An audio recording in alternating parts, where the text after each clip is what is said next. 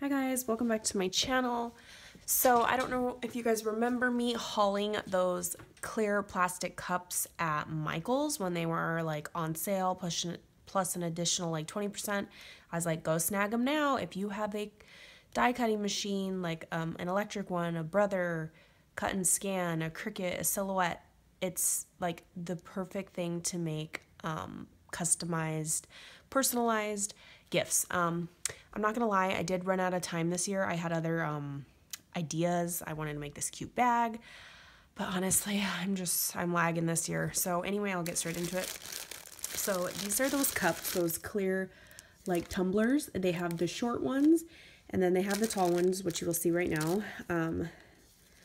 For some of the people at my daughter's school. So this just says Miss G, and I did a little apple on the side. Even though she's not a teacher, I still put a little apple just to show, you know. Then I did a candy cane filled with M&Ms. This is from Target for $1. And then this little Swiss Miss hot cocoa mix is $1 as well from Target.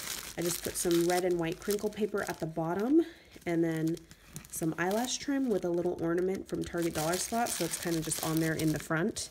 This is on the actual bag. So as you can see, they all have different names on there. Move these out of the way. Different ornaments, and then this one is for my daughter's teacher. I did like a big giant apple. Originally, I did want to do an apple on the little ones, but the cup starts curving at the bottom, so the apple wouldn't lay flat. It was bubbling. It was all a hot mess. So I did a red apple, and then I layered it with gold lettering Miss Evans. And again, crinkle paper. She's the teacher, so she got a gift card to Target, and then some M&Ms in there as well. And I just did this one in a big giant cellophane bag and sealed it up just so nothing gets loose, I guess. So yeah, that is my quick little project share. All right, bye guys. Catch you on the next video.